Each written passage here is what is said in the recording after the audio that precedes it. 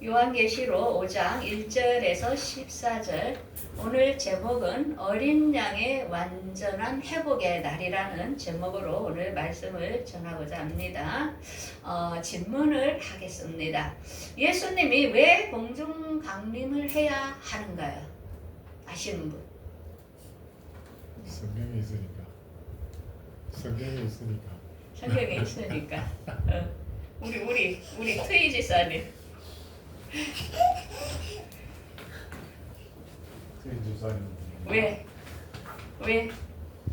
왜 할까? 생각 안 해봤어요. 왜 이분이 오실까? 왜 땅으로 안 오고 공중으로 먼저 오실까? 생각 안 해봤나요? 하늘에서 3천정에서 2천정으로 내려와서 또 땅으로 내려와. 그게나 이렇게 너무나 막연하게 많은 기독교인들이 생활하고 있습니다. 그분이 왜 오셔야 되며 이유가 뭔지 그걸 알아야 성경을 읽을 때 그렇구나 이렇게 같이 공감을 할 수가 있거든요. 자, 오늘은 이 문제를 해결할 겁니다. 우리가 결혼하기 위해서는 신랑 신부가 필요합니다. 근데 예수님도 신랑인데 신부가 없어요. 결혼을 못 하고 있어요 지금. 그래서 사도 바울은 이렇게 말을 했어요. 나는 너희들을 정결한 신부로 그리스도께 드리려고 중매한다. 이게 그가 복음을 전하는 것은 우리를 중매하는 거예요. 우리를 예수님 신랑 우리 신부와 연합되도록 그가 복음을 전하는 이유입니다. 그래서 너희들이 이 사탄의 계계에 이끌려 미혹되어 너희들이 그리스도를 향하는 마음에서 진실함과 깨끗함과 부패함에서 이렇게 부패하게 될까 두려워한다 이렇게 했습니다. 자, 그러면 예수님은 누구냐? 예수님은 교회의 머리라는 것입니다. 그래서 그가 죽은 자 가운데서 먼저 나시니 만물의 으뜸이 되는 머리라는 것입니다. 그러므로 예수님께서는 머리가 되면 몸과 연합을 시켜야 되는데 예수님께서는 십자가에서 우리와 화목되기 위하여 머리와 몸이 연결되기 위하여 그가 십자가로 우리의 길을 열어줬다는 것입니다. 연결을 해줬다는 것입니다. 예수님께서. 그래서 우리는 예수님은 교회의 머리고 우리는 교회는 그의 몸이니 이렇게 나옵니다. 그럼 머리와 몸과 연합되는 게 혼인잔치입니다. 그래서 예수님께서 오시는 겁니다. 자, 그러면 제가 그림을 한번 이렇게 그려봤어요. 머리, 몸, 이게 뭐냐? 공중강림에 우리가 혼인잔치를 해야 됩니다. 그래서 신부가 필요한 게요. 그래서 예수님은 신부가 없이는 올 수 없는 거예요. 그래서 신부를 단장시켜야 되는 게 예수님의 의무이기도 이제 하는 것이에요. 자, 그러면서 예수님은 지금 하늘나라에 어떤 모습으로 있냐면은 일찍 죽음을 당한 어린 양 그 모습으로 지금 예수님은 완전한 회복이 되지 않은 상태로 지금 하늘나라에 계신다는 것입니다. 이게 완전한 회복을 위해서는 결혼식을 해야 돼요. 그래서 우리를 신부로 하나님께 이렇게 바쳐 드려야 되는 것입니다. 자, 그래서 이게 결혼식 날이 그러면 언제가 될까?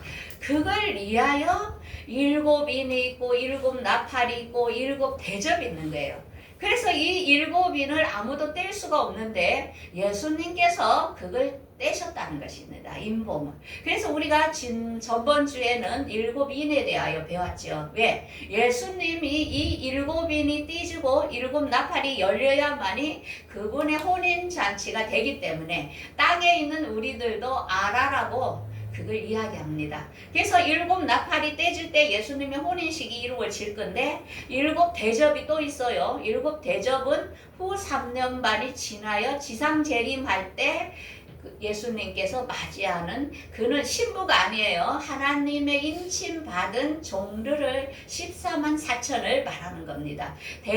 대접이 열려야만 예수님이 하늘에 있는 우리와 함께 내려와서 지상 재림에 이제 임하게 되는 겁니다. 그래서 혼인 잔치는 7인과 7 나팔이 끝날 때 잔치가 올 시간을 우리에게 보여주는 것입니다. 자, 그러면 오늘 본문부터 1절부터 한번 보겠습니다. 내가 봄에 보좌에 앉으시니 오른손에 두루마리가 안팎으로 있고 7인으로 봉하였더라. 그러면서 이 7인을 아무도 뗄 수가 없어서 크게 이렇게 울었다는 것입니다. 요한이 이 하늘을 보고 그걸 뗄 사람이 없는 거예요. 7인을.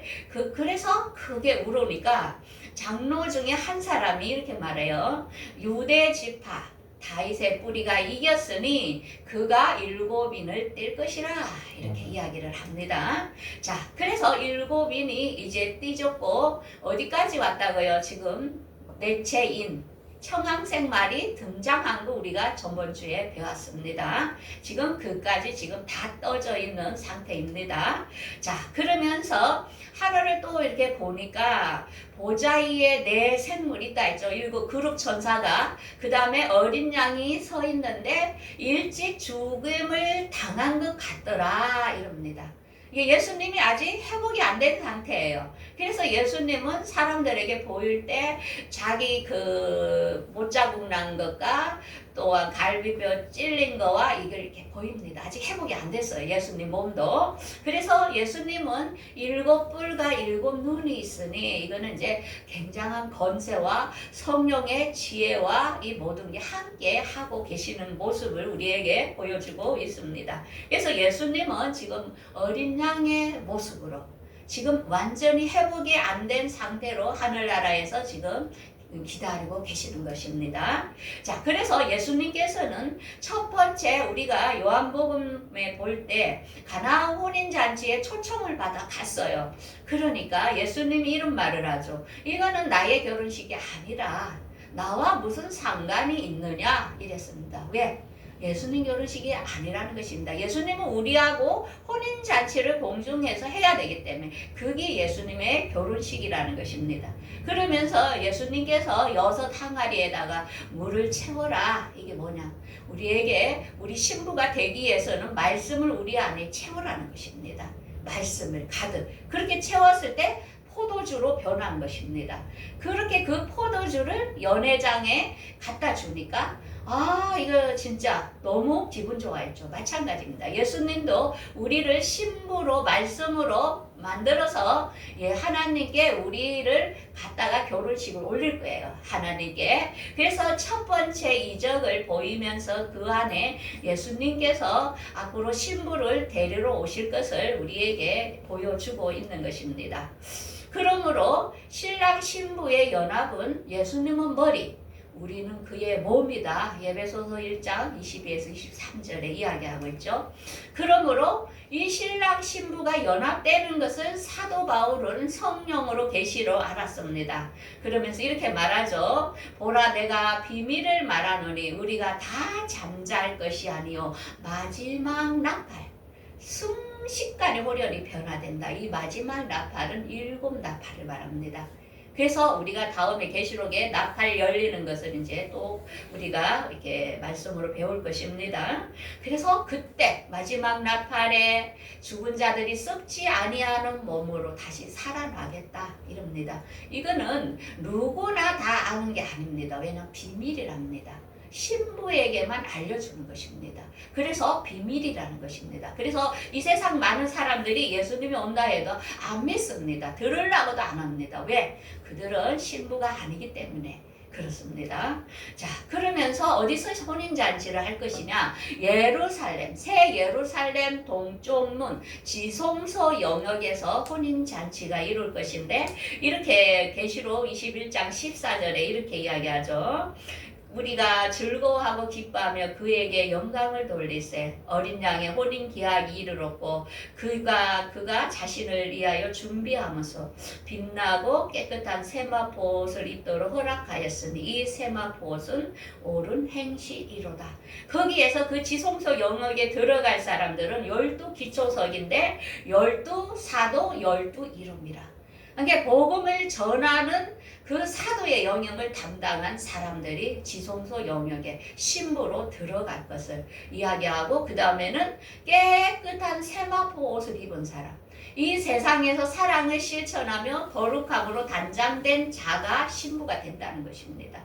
그래서 이 영역은 아무나 들어가는 게 아니라는 것입니다. 누구나 교회 다닌다고 가는 게 아니라는 것. 여기에 들어가려면 그 세마포 옷을 항상 깨끗하게 거룩하게 단장될 것을 우리에게 보여주고 있습니다. 자, 그런데 그러면 두 종류가 있는 것을 알아야 되는데요. 지상 재림에 참여할 사람, 이 사람들은 지상으로 오는 예수님을 맞이할 사람들이에요. 그러면서 예수님께서는 두 비유를 말했습니다. 왕의 신하에 대하여 요한복음 사건에, 그 다음 사건에 또 이야기를 해줬어요. 그거는 표적을 보는 사람을 말해요. 이건 말씀을 믿는 게 아니고 뭔가의 기적을 봐야 믿는 사람이 있어요.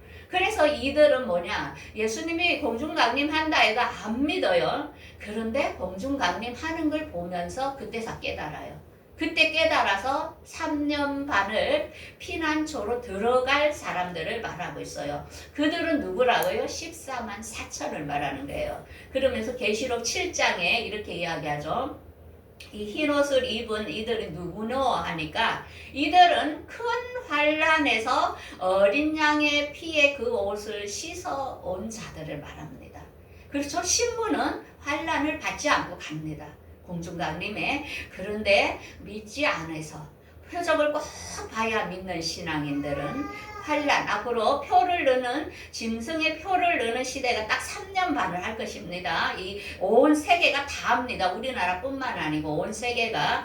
그때 예수의 이름으로 피를 자기 죄를 씻어요. 씻으면서 표를 안 넣고 견디다가 지상 재림하는 예수님을 맞이할 우리가 믿는 자들 중에 있다는 것입니다. 자, 그래서 이들은 14만 4천인데 이들도 14만 4천도 대단합니다. 계시록 14장에 나옵니다. 그들은 어린 양 시온산에 섰고 그와 함께 14만 4천이 서 있는데 그들의 이마에는 어린 양의 이름과 아버지의 이름을 쓴 것이 있으니 여자와 더불어 더럽히지 아니하고 순결한 자라. 어린 양이 어디로 인도하든지 따라가며 사랑 가운데 속량을 받은 처음 열매라. 거짓말이 없고 흠이 없는 자다.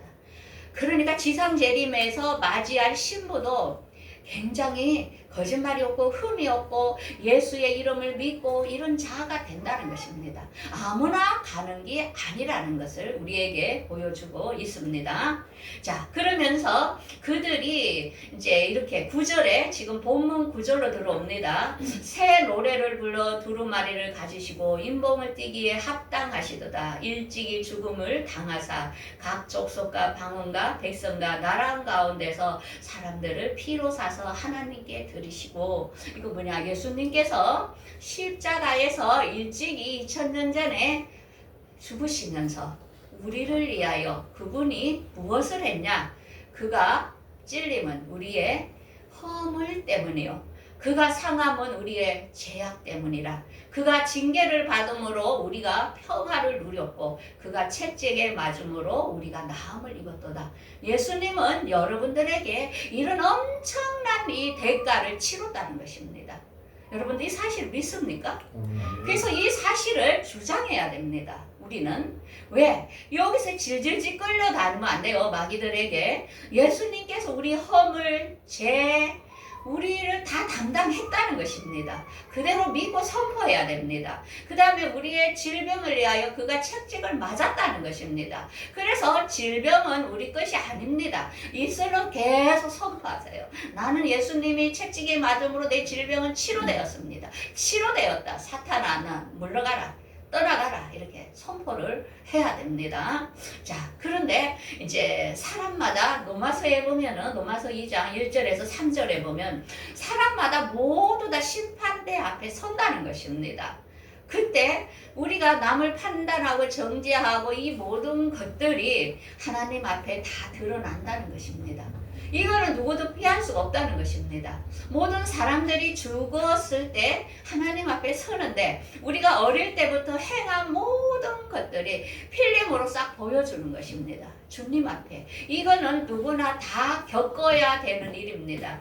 그랬을 때 우리가 무심코 말한 거라든지 무심코 행동한 것들이 우리는 몰랐지만 상대는 상처를 받았고 아픔을 겪었는데 그 하늘나라 앞에서는 그게 자기도 느낀다는 것입니다. 아, 내가 이 말했을 때 저 사람이 저랬구나. 아, 내가 이렇게 행동했을 때 주님은 이렇게 보셨구나 해서 주님은 그걸 다 보이지만 우리를 정죄하려고 하는 게 아니고 주님께서는 우리를 해결시키시고 우리 힘으로 구원이 받지 못한다는 것을 보여주는 것입니다. 그래서 우리는 항상 주님 앞에 주님의 은혜입니다. 나는 주님께서 채찍에 맞고 징계를 받음으로 우리의 죄와 허물을 주님이 담당한 것을 나는 믿습니다. 이렇게 믿음으로 받아듣기 때문에 우리가 하늘나라 가는 것입니다. 절대 우리의 선행이 아니라는 것을 우리는 알아야 되는 것입니다. 그래서 우리가 누가 우리를 정죄할 때에 마귀는 우리를 한없이 정죄합니다. 너는 이런 죄 지었고 저런 죄 지었고 이러잖아요. 그때 우리는 로마서 8장 1, 2절 말씀으로 대적을 해야 됩니다. 그리스도 예수 안에 있는 자에게는 생명의 성령의 법이 죄와 사망의 법에서 우리를 해방하였다. 나는 예수님이 내 죄를 다 담당했다. 이 사탄아 떠나가라. 그러니까 어떤 그 부흥 집회에서 어떤 강사가 왔는데 어떤 귀신 들린 사람이 그 막 앞에 나와서 설치니까 어떤 장로님이 그를 끄잡아 가니까 막 그 장로님 너는 간음했고 뭐를 했고 막 이 귀신이 다 아는 거예요, 죄를. 그러면서 다른 사람이 또 어떤 그 목회자가 오니까 너는 뭐를 했고 막 이러니까 얼마나 쪽팔립니까? 그러니까 그때 그 장로님이 이 말씀으로 사탄아, 예수 그리스도께서 성령의 법으로 우리의 죄를 다 담당했는데 너가 무슨 권한으로 그걸 정죄하느냐 하니까 꼼짝을 못하는 거야. 그러니까 우리도 죄의 노예가 될 필요가 없습니다. 말씀으로 항상 선포하며 하나님의 은혜입니다. 주님께서 우리 죄를 다 해결했습니다. 나는 그걸 믿습니다. 그게 구원이 있는 것입니다. 자, 그래서 예수님께서 또 무엇을 하셨냐면 10절에 그들로 우리 하나님 앞에서 나라와 제사장을 삼으셨으니 땅에서 왕노릇 하리로다. 땅에서 왕노릇 한다. 이 본문을 잘 알아야 됩니다. 이제 24보좌가 있다 했지요. 24보좌는 우편과 좌편으로 공중강림에 올라갈 사람 우편에, 그 다음에 지상재림에 올라갈 사람은 좌편에 이렇게 갈라집니다. 이들이 어떻게 되냐면 왕과 제사장으로 앞으로 우리가 이 일이 끝나면 천년왕국이 돼요. 이 땅이 천년왕국이 될 때는 이 땅이 마귀가 없어요. 그런데 이게 공중강림과 지상재림에 간 사람은 부활체의 몸입니다. 이 땅에 사는 사람의 몸이 아닙니다. 그래서 이 천년왕국에서 사는 백성은 땅에 사는 사람인데 그들을 예수님과 함께 이들을 다스린다는 것입니다. 부활체로서. 그래서 이 세상은 앞으로 천년이 더 지연될 것입니다. 그래서 앞으로 지진, 기근, 폭발 이런 게 와도 겁을 낼 필요가 없어요. 왜? 하나님이 죄에 대하여 심판하면서 이 땅을 정화시키는 것입니다. 천년이 지연돼야 되기 때문에. 그래서 우리는 하나님의 의도를 알고 겁먹으면은 안 됩니다. 그리고 우리가 신분이 하늘나라에서 왕과 제사장으로 예수님과 함께 이 땅의 백성을 다스릴 권한이 있기 때문에 성경은 우리 손에서 띄우면 안 됩니다. 끝까지 공부해서 주님의 마음에 합함으로 같이 주님과 경영을 해야 된다는 것입니다. 우리는 아무것도 안 하고 놀 그게 아니라는 것입니다. 하늘나라는. 자, 그러면서 하늘나라에서 그 네 보좌의 생물들과 천사들과 그 다음에 많은 사람들이 예수님께 하나님께 이렇게 찬양하는 모습을 보여줍니다. 그래서 우리는 기도를 할 때 먼저 하나님께 하늘에 계신 우리 아버지여 거룩히 받으시옵소서. 영광을 먼저 돌려드려야 됩니다. 내 것을 먼저 구하지 말고 하나님을 높이고 찬양하고 감사하고 그것을 우리는 기본적으로 해야 된다는 것입니다. 그래서 오늘 본문 4장을 우리가 확실히 알 것은 우리가 하나님과 예수님께서는 십자가로 화목을 이루어줬다는 거죠. 그래서 우리가 결혼식에 가는 거예요. 그분이 담당을 해줬다는 것입니다. 그러므로 십자가의 그 능력은 대단합니다. 우리는 그걸 항상 암송하고 외치십시오.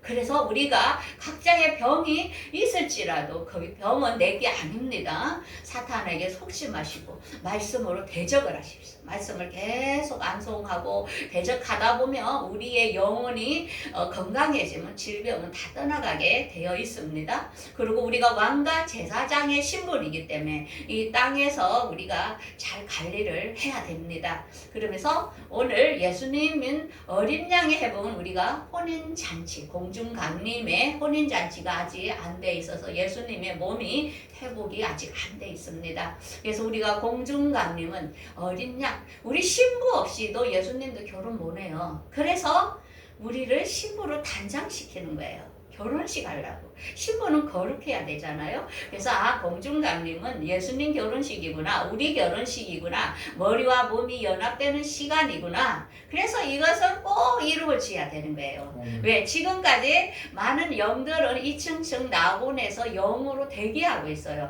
그들은 아직 육을 갖지 못했어요. 우리는 부활체로, 우리가 지금 내 모습이 이렇게 안 됩니다. 우리가 부활되면은 더 이쁜 모습으로 변화됩니다. 그래서 못 알아봅니다. 예수님도 신령한 몸으로 변화됐을 때, 무덤에서 나왔을 때 못 알아봤잖아요. 그런데 지상 재림에서 부활되는 사람은 알아봅니다.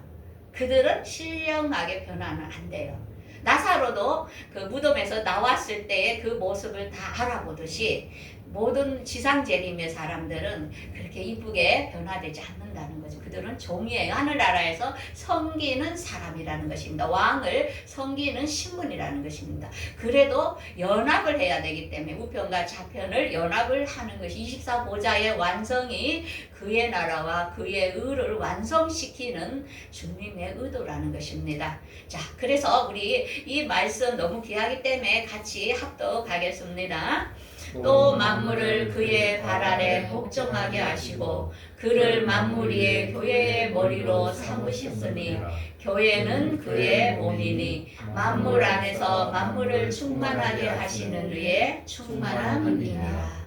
에베소서 1장 22에서 23절. 예수님은 머리, 우리는 몸. 제가 그림을 이쁘게 그렸지만 마음속에 넣고 공중강림의 꼭 신부로 단장되어서 정말 예수님 결혼식에, 내 결혼식에 꼭 참여하는 모두가 되기를 바라겠습니다. 우리 찬송